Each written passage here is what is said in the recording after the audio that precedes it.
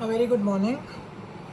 So today we are going to discuss the topic physiology of human digestion, which is a topic of class 11 biology digestion chapter, and also is used in the competition exams of NEET, AIMS, etc.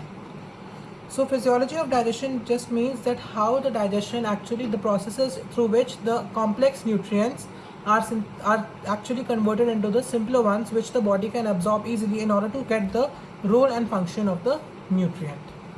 The major nutrients of the body are carbohydrates, which are also called polysaccharides.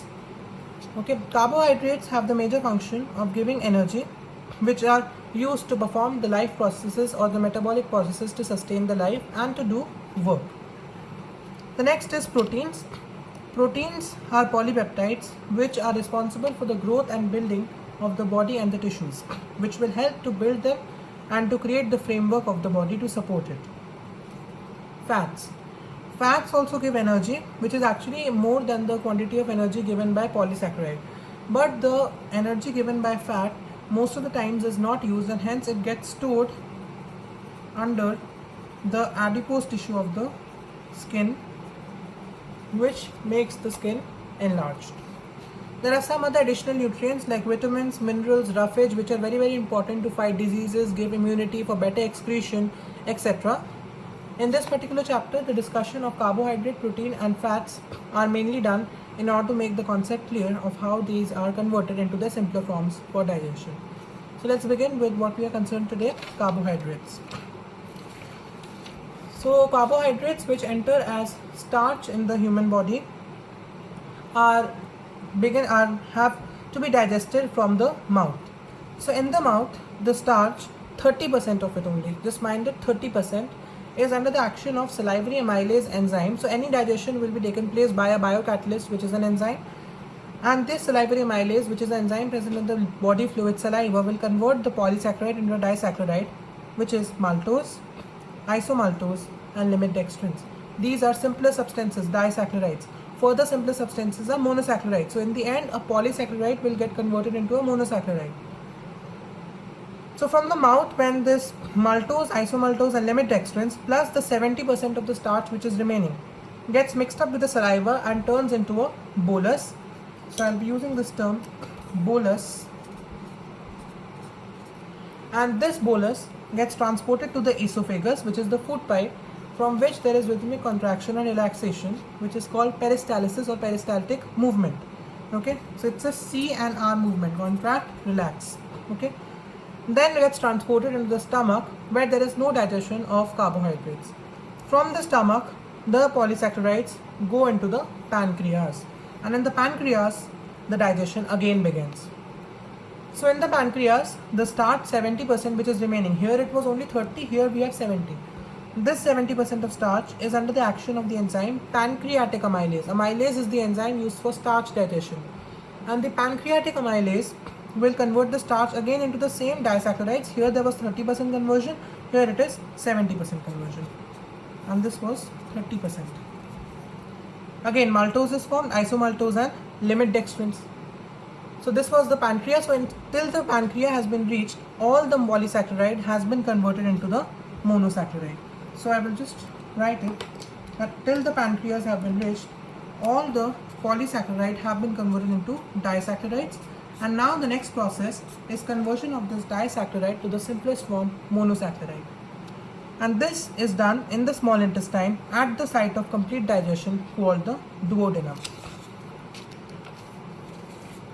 So in the duodenum, so this is happening in duodenum, the disaccharides are converted further into monosaccharides, which are the end products of starch digestion. There are 5 types of disaccharides found in the human body: maltose, isomaltose and limit dextrins, which we just discussed. The other 2 are lactose and sucrose. Sucrose and lactose are also common sugars which the body either can synthesize or are taken by the diet sometimes. Okay. So in the pancreas, in the duodenum, there will be enzymes which are called intestinal juices. Intestinal juices, which are also called the succus entericus. Succus entericus is the intestinal juice or intestinal enzyme. So different sub-enzymes of the succus entericus will work on these disaccharides to convert them into monosaccharides, which the body will be able to absorb in order to get the nutrition. So it's very simple to remember the names. Maltose will be acted upon by maltase. Isomaltose will be acted upon by isomaltase. All is happening in duodenum because it is the duodenum where the digestion is completed.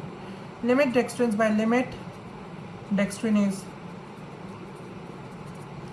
Lactose by lactase. Sucrose by sucrase. Whenever there is an enzyme, it will always end with an ase. And because it is active upon this specific disaccharide, from the name of the disaccharide will be taken, and instead of O's, we'll convert it into A's. Okay, that's the easiest way to remember the enzyme. The end products are also very simple to remember. Maltose gets converted into two molecules of glucose plus glucose. Because disaccharide means there are two molecules. That means two disaccharides will be taken into 1 plus 1 monosaccharide. Isomaltose will be again same, glucose plus glucose. Limit dextrin again glucose plus glucose. Lactose will be converted into glucose plus another name, galactose. Because this is made up of two different monosaccharides, so it will get converted into glucose plus galactose, which is a new monosaccharide. Sucrose will be converted again into a new one. First is glucose, of course, plus fructose. Because the sucrose molecule is composed of glucose and fructose, so it will get broken into glucose and fructose. So from this, a simple conclusion which can be drawn is that the end products of starch digestion. What are the end products?